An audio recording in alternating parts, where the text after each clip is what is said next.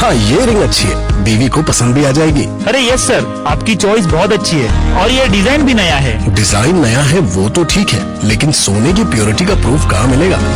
बनिए एक जागरूक ग्राहक। आज ही डाउनलोड कीजिए BIS केयर ऐप। सोना खरीदने से पहले BIS केयर ऐप पर HUID कोड अवश्य वेरीफाई करें।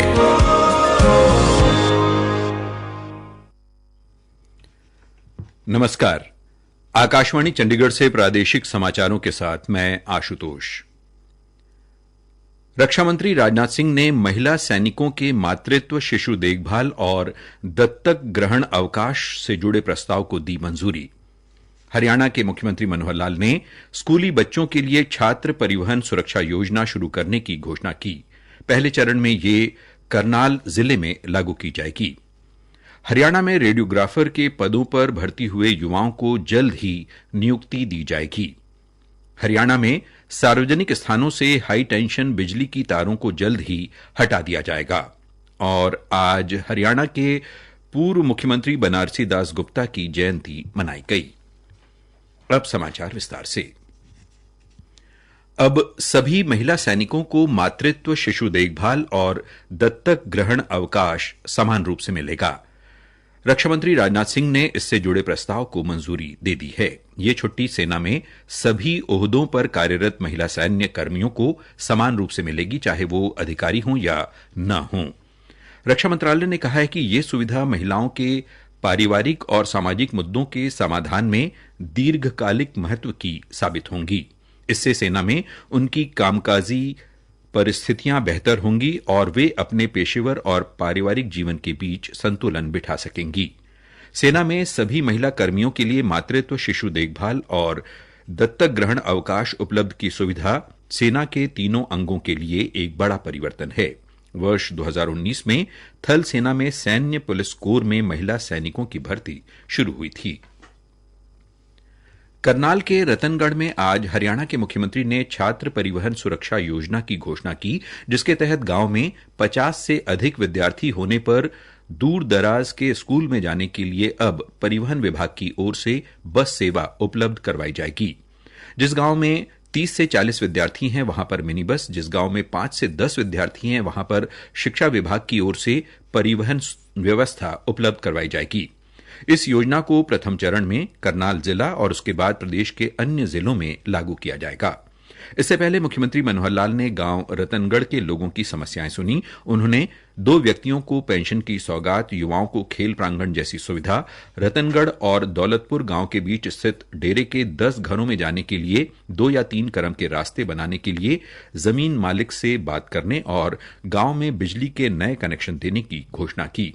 वहीं रेड क्रॉस के माध्यम से एक व्यक्ति को रिक्शा देने, गांव के साथ लगती ड्रेन को बारिश से पहले पक्का करने, गांवों और बेटियों की मांग पर पंचायती राज फंड से मुख्य सड़क तक गांव तक प्रकाश व्यवस्था करने की उन्होंने सौगात दी। मुख्यमंत्री ने कहा कि वे करनाल में 23 जगहों पर जनसंवाद कार्यक्रम के माध्यम से लोगों की शिकायतें सुन चुके हैं और अधिकतर का समाधान किया गया है। हरियाणा के मुख्यमंत्री मनोहर लाल ने आज करनाल में जन संवाद कार्यक्रम के दौरान कहा कि रेडियोग्राफर के पदों पर भर्ती हुए युवाओं को जल्द ही नियुक्ति दी जाएगी तथा 1 सप्ताह में दस्तावेजों की जांच के बाद बाकी प्रक्रिया संपन्न होगी। उन्होंने कहा कि हमारी सरकार अंत्योदय के लक्ष्य के साथ काम कर रही है तथा पिछले 9 सालों में विभिन्न योजनाओं के तहत लगभग 1 करोड़ लोगों को लाभ पहुंचाया गया है।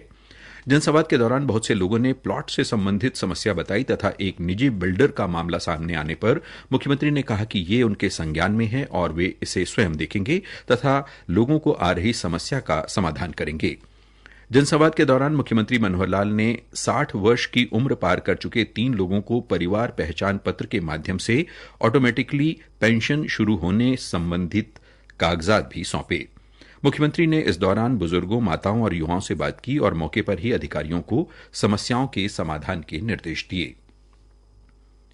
हरियाणा के ऊर्जा मंत्री रणजीत सिंह ने कहा है कि पूरे प्रदेश में ग्रामीण व शहरी क्षेत्रों के रिहायशी इलाकों, पार्क, तालाब व अन्य सार्वजनिक स्थानों से सभी हाई टेंशन तारों को हटाने के लिए 157 करोड़ रुपए की तकनीकी स्वीकृति मिल चुकी है। दिवाली के बाद सभी स्थानों पर इस कार्य को पूर्ण कर दिया जाएगा। पराली प्रबंधन तकनीकों को अपनाकर बिजली उत्पादन किया जाएगा। उन्होंने कहा कि फिरनी से 3 किलोमीटर अंदर आने वाली सभी ढाणियों में बिजली कनेक्शन दिलाने का सारा खर्च प्रदेश सरकार वहन करेगी। इससे ज्यादा दूरी के कामों के लिए 50% खर्च स्वयं कनेक्शन धारक करेंगे तथा बाकी 50% प्रदेश सरकार देगी। ऊर्जा मंत्री आज हिसार में दक्षिण हरियाणा बिजली वितरण निगम द्वारा आयोजित बिजली पंचायत में जन समस्याओं को सुनने के बाद प्रेस वार्ता को संबोधित कर रहे थे। बिजली पंचायत में 4 जिलों की लगभग 7 ग्राम पंचायत जनप्रतिनिधियों तथा विभिन्न गांवों से आए हुए लोगों ने ऊर्जा मंत्री के समक्ष अपनी समस्याएं रखी, जिनमें से अधिकतर सड़क पर पुराने खंभे, लटकी बिजली की तारें, ट्रांसफार्मर लगवाने, 3 फेज सप्लाई लाइन, रिहायशी क्षेत्रों से 11 व 33 किलोवाट की लाइनों में आने वाले अवरोधों को हटाने व कसने तथा ढाणियों में बिजली से संबंधित शिकायतें सामने आईं। ऊर्जा मंत्री ने कार्यों को प्राथमिकता के आधार पर करने की हिदायत दी। अधिक से अधिक किसानों को सोलर ट्यूबवेल कनेक्शन देने के लिए योजनाबद्ध ढंग से कार्य किया जा रहा है। प्रादेशिक समाचार आकाशवाणी चंडीगढ़ से प्रसारित किए जा रहे हैं। हमारे राष्ट्रीय बुलेटिनों और ताज़ा समाचारों के लिए आप हमारी वेबसाइट newsonair.nic.in पर लॉग कर सकते हैं। शेष समाचार इस अंतराल के बाद।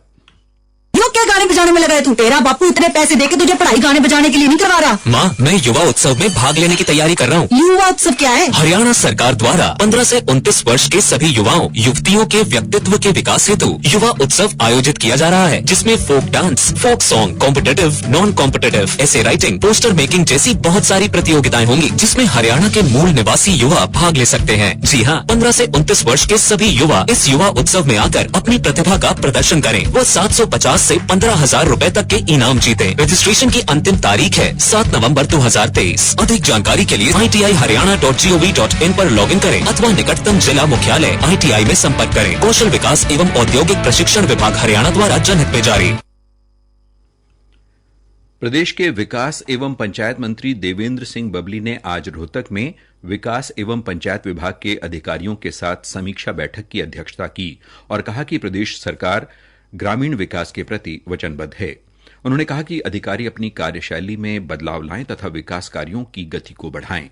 उन्होंने जिला परिषद के कार्यों के क्रियान्वयन में हुई देरी के जांच के निर्देश दिए। उन्होंने निदाना गांव में व्यायामशाला इत्यादि विकास कार्यों की जांच करने के भी निर्देश दिए। उन्होंने खंड अनुसार उपलब्ध धनराशि की समीक्षा की तथा अधिकारियों को शेष फंड से विकास कार्य शीघ्र शुरू करवाने के दिशा निर्देश दिए। अधिकारी सरपंचों के साथ बैठक आयोजित कर गांवों की समस्याओं की जानकारी हासिल करें तथा वहां दौरा भी करें।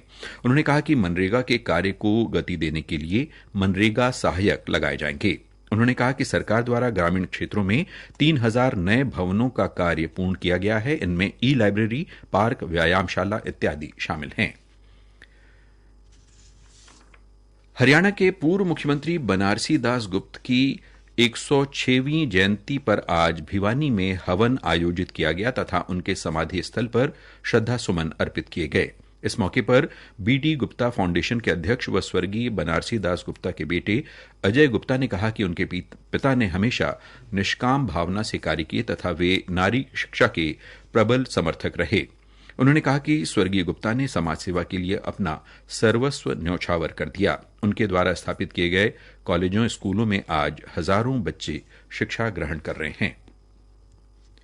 चुनाव आयोग ने सभी राजनीतिक दलों और उनके नेताओं प्रचारकों से अनुरोध किया है कि वे मौन अवधि के दौरान किसी भी मीडिया के किसी भी तरह के उपयोग से बचें और मतदान से 48 घंटे पहले की इस अवधि हेतु दिशा निर्देशों का पूर्णतः पालन करें। आयोग ने कहा कि इस मौन अवधि के दौरान राजनीतिक दलों के नेता मीडिया में प्रेस वार्ता करने, चुनाव से संबंधित साक्षात्कार देने और सोशल मीडिया का उपयोग न करें। जन प्रतिनिधित्व कानून के तहत चुनाव वाले क्षेत्र में मतदान से 48 घंटे पहले प्रचार हेतु जन माध्यमों का सहारा लेने की मनाही है तथा इसका उल्लंघन करने पर 2 वर्ष तक की सजा व जुर्माना किया जा सकता है। अंत में इस बुलेटिन के मुख्य समाचार एक बार फिर। रक्षा मंत्री राजनाथ सिंह ने महिला सैनिकों के मातृत्व, शिशु देखभाल और दत्तक ग्रहण अवकाश से जुड़े प्रस्ताव को दी मंजूरी। हरियाणा के मुख्यमंत्री मनोहर लाल ने स्कूली बच्चों के लिए छात्र परिवहन सुरक्षा योजना शुरू करने की घोषणा की। पहले चरण में ये करनाल जिले में लागू की जाएगी। इसके साथ ही प्रादेशिक समाचार समाप्त हुए।